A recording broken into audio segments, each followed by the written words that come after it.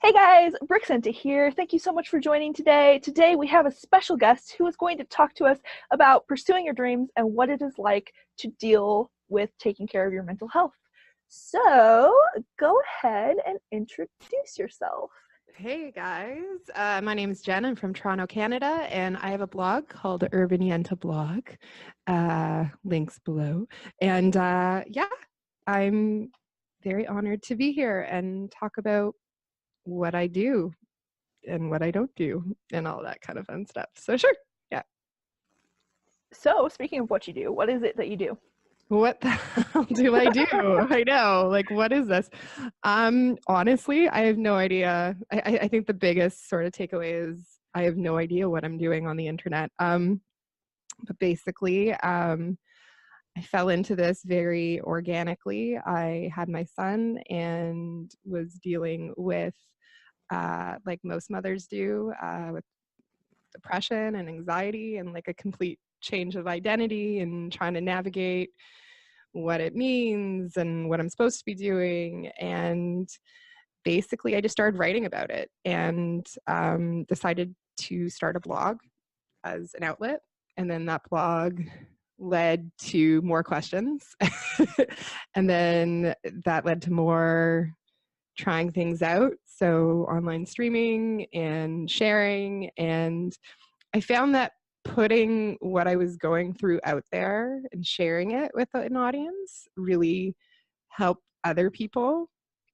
And so the more I got those messages back, I just kept, it was this very reciprocal of, oh, okay, you want more, so I'm going to give you more. So yeah, that's kind of how I came into it. That's pretty awesome. That's really awesome because I know sometimes people are intimidated to start stuff like this, but it's like, no, you can just do it. It's okay. It's a huge leap. Like, I know for me, like I come from a pretty conservative background where, you don't really talk about your feelings or you don't talk about what you're going through and you don't, why are you sharing blank? Mm-hmm.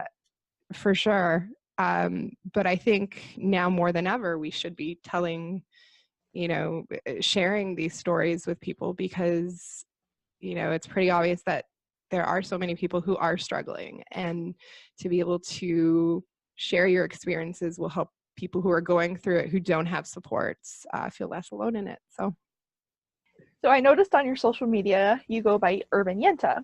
Where did that come from? So when I was trying to come up with a title for my blog, I wanted to do something that was really authentic.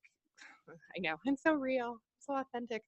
No, but really genuinely something that, reflected who I was as a person. And so I happen to be Jewish. I have a love of my culture. I'm not religious, but just like the cultural elements. And a yenta is a Yiddish word for someone who would meddle, who would get into people's business, and not necessarily in like a tea spilling kind of gossip type of thing, but she literally was this like old woman of the village in Eastern Europe with a babushka would come and try and marry off the daughters, basically, like that sort of thing.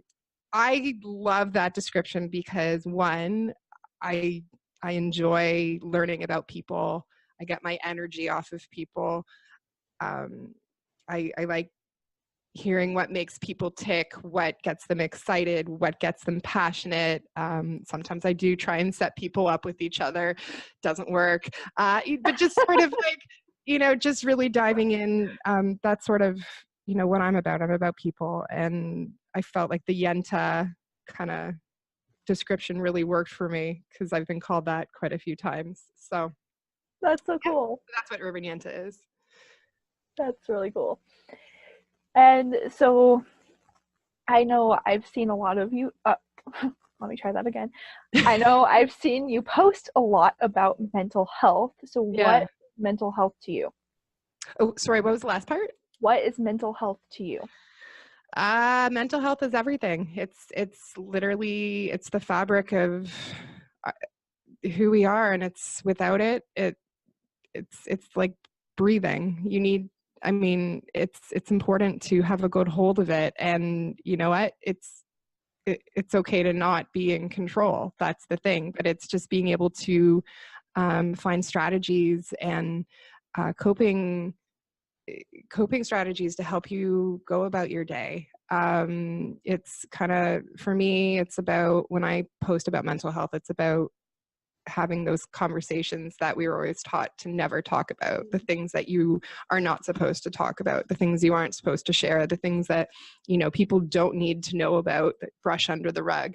I don't want people to feel shame, because I spent like most of my life being ashamed, and you know, being ashamed, being afraid to talk about things that were difficult, and it just didn't do me any good. It just built and ended up coming out anyway. So I try and add an element to. I'm not a professional, but I am an advocate. So I do try and talk. I do talk about it a lot because I struggle with it every day. So I'm right there with you, girl. yeah. So you said that you grew up and you felt a lot of shame over things. Mm-hmm. What do you wish that somebody would have told you, your younger self, that you know now that you didn't know then? I wish someone sat me down and just said, dude, it's gonna change. Like, everything that you think that you want, it's gonna change. It's not gonna be the same. Nothing is going to stay the same. You are not going to stay the same. And that's okay. Don't panic. You know, I wish, yeah, and I wish I was encouraged to, instead of being taught to run away from my fears, I wish I was encouraged to kind of go forth towards them, because that whole being afraid, when you're afraid of taking chances, when you're afraid of the worst that can happen, those what ifs, you miss out.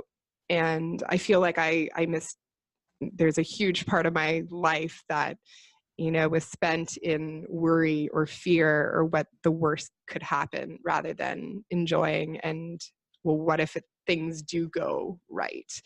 So we're making it up for lots of time now, but that's what I kind of wish I was told. Yeah, because that fear and worry is sure consuming when it comes up, isn't it? Sure, absolutely. Yeah. So how do you think your mental health impacts pursuing your dreams? Oh, it's my creativity. It's 100%. Like, you know, some people don't like this but I do call it my superpower. I call my depression and anxiety my superpower, because yeah, I know and I'm not saying like it's a positive thing, but it allows me, like, I have to work harder at being a better human for myself, for other people, to show up better for other people. I think it helps me tap into creativity. It's kind of just flipping the script and trying to look at it in a more positive lens, which isn't always easy. But I feel, for me, it's all I can do, because I mean, you have a choice. You can either sit on it and stay, or you can go forward and say, okay, here's what I'm dealing with. How are we going to turn this into something, make something special out of it, you know? That's awesome. When you sit on it, what do you think that does to a person? I think the longer you sit on whatever it is you're going through, and I'm not saying it's like, and it's so important to honor how you're feeling. So when you are having those moments of feeling, you know, you're feeling depressed and anxious, like, there's nothing more annoying than someone, you know, coming up to you and like, cheer up. You know? Like, if I could, you know I mean? would. Yeah. Or like you know, and or family members who will be like, I don't understand. Why can't you just get over it? So let it be known that that's not what I'm saying. You definitely need to honor how you're feeling. But the problem is, depression and anxiety, at least for me, when you're in it, it's kind of like a quicksand. So the longer you stay in it, you just start to get deeper and deeper and deeper and deeper and deeper into it. The other image I like to use is sort of like crawling through a hole, but then the walls keep getting smaller and smaller. Oh. If you keep trying to like tap into that, how you're feeling and staying there, it's just, you're not going to feel better. So I believe there's an element of, I always call it the fake it till you make it effect, where, you have to sometimes pretend to be happy even when you are not feeling happy, because it will give you the push to kind of, okay, we're going to do this. I don't feel it, but we're going to, it's just, it connects to, it's like a think, feel, do kind of effect. So, you start to think positive things, you'll start to feel positive, and then your actions will be, the product of those thoughts and feelings, right? So. For sure. And do you think that where you're at with your mental health, like those people like us that are struggling with mental health issues, do you think that affects being able to pursue your dreams? Yeah, no. So basically, here's the thing. This isn't like, unfortunately, when you are dealing with depression and anxiety, for the most part, it took me a long time to realize like it's an illness, and it's something that you are going to have your entire life. It's like a car. You gotta keep maintaining the car. It doesn't mean you're always going to be sad forever. That's not what I'm saying. I'm saying that you need to just constantly do check-ins, and eventually what happens, it took me a really long time to get there, and I'm still learning, but coming up with strategies and sort of a toolkit, so to speak, of tips and tricks and strategies to make me feel better so I can cope every day. Do you know what I mean? So absolutely. I mean, when you believe in yourself and you have confidence, which also takes a lot of time and therapy. Yay. No, but it just, sky's the limit, right? It definitely does not hold you back. You mentioned therapy, and I know a lot of people hear that word therapist or psychiatrist and they're like, whoa, no, we're done with this conversation. Yeah. What is your response right now to that stigma? So people who don't like therapy, or just like the stigma of so one of my favorite posts and one of my most popular posts on Instagram is it's called the hashtag is my favorite meds, and it was created by Georgia Hardstark, who I absolutely love. She does like the podcast My Favorite Murder. Are you familiar with it? Or okay, no, that's okay. Anyways, but like she started this whole hashtag to kind of destigmatize medication, because there are people out there. I mean, you see it with like, anti-vaccinations and like like a whole bunch of different things. But the same thing it goes with, there's a lot of stigma with people who choose to medicate for mental illness. But the thing is, this is what helps us function. And so, I think really you have to do what's best for you. Only you know what that is. Sometimes when you're so in your depression, it's hard to know what is best for you unless you try. I think if there is a chance of doing something that will make you feel better, I always say give it a chance. And if it doesn't work, then find something else. Kind of the entire story of life, huh? Like trial and error. Yeah, no, it's trial and error. I mean, and the other thing too is it's also finding a doctor that's gonna, meet your needs, because there are a lot of doctors out there who don't, that takes a really long time. It's very hard depending on what part of the world you're living in, even finding the resources for that, the cost, it's unbelievable. So yeah. For sure. Yeah. For sure. And then on top of that, you know, therapy, some people kind of like, you mentioned the word and they're like, oh, you're crazy? No, no, no, that is not what it means. Yeah. So what are your thoughts? What are your views on therapy? Therapy, I mean, I've tried a whole bunch of different types of therapies. I've tried cognitive behavioral therapy, the dialectical behavioral therapy.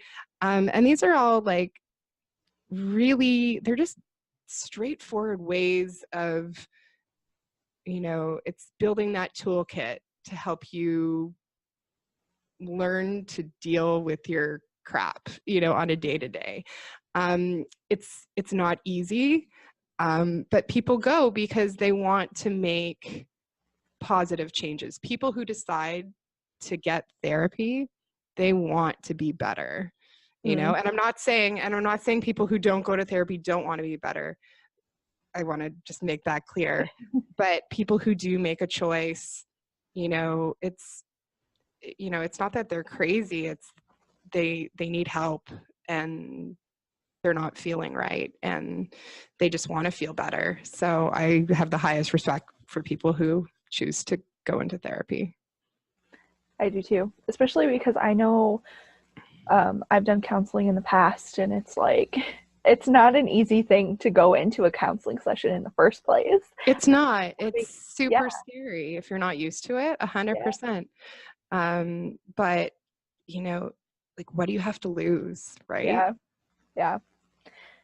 Yeah, I think it's getting better, but it seems to me that there's still kind of that judgmental stare when you're like, "Oh, I have this mental health issue and I'm going to go see a psychiatrist." And they're like, "Wait, you're crazy. No, no."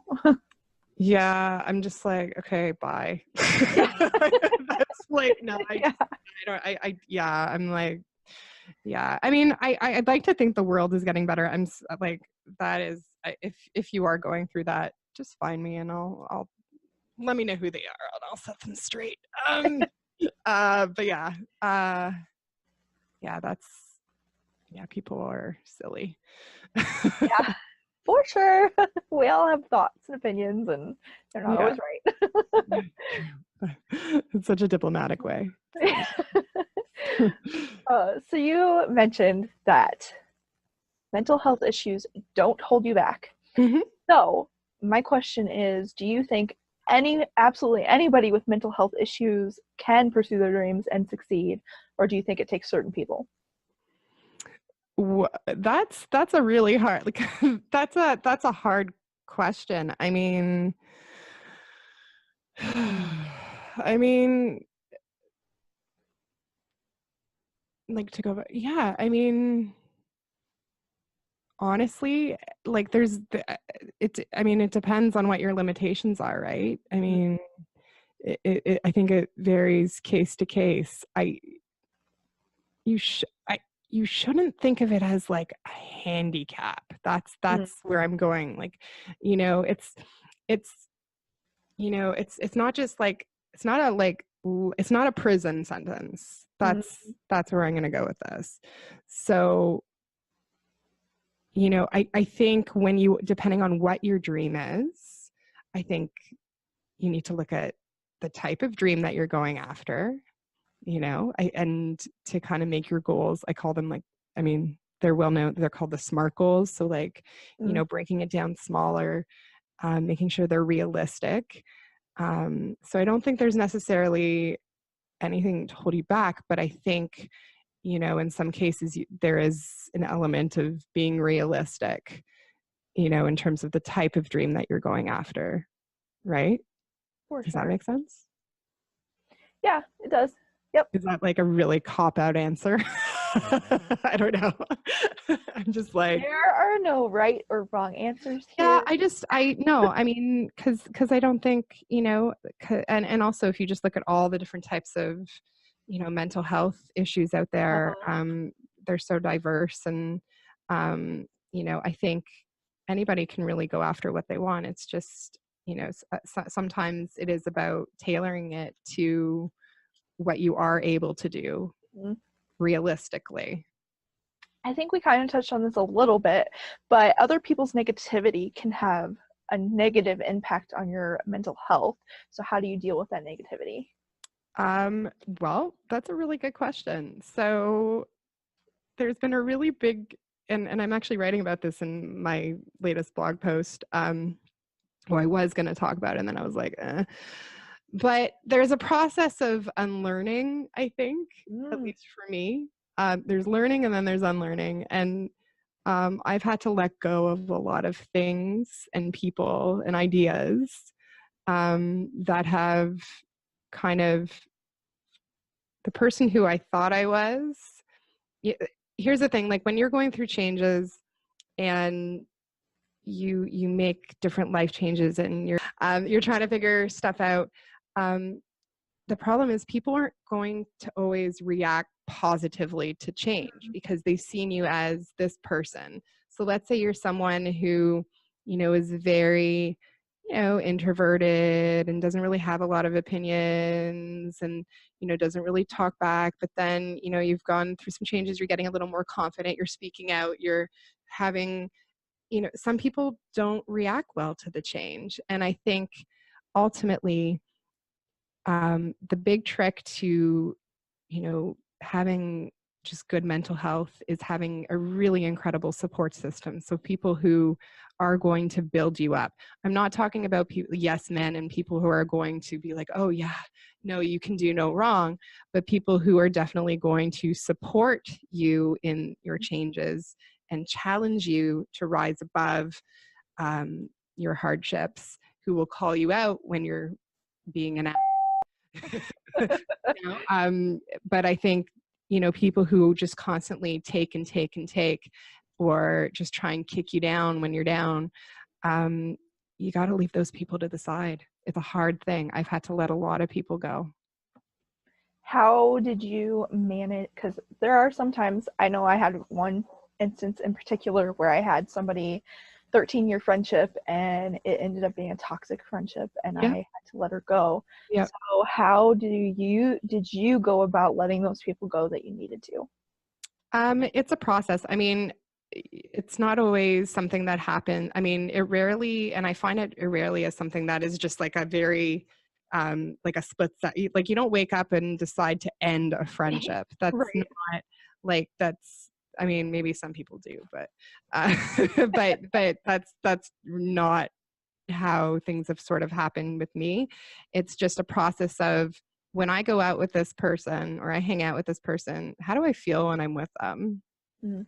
Like, it's really just kind of listening to how I feel. Like, do they care about me at all? Like, are they asking me questions about my life? Like, do they, how do they react to things? Like, how do I feel after I hang out with this person? That's the first and major indicator of, whether or not you have a good support system is, are they making you feel like, are you having fun with them? If the answer is no and you feel crappy all the time or really depressed after, I think you have to take a hard look at, the company you keep, right? Absolutely. Yeah.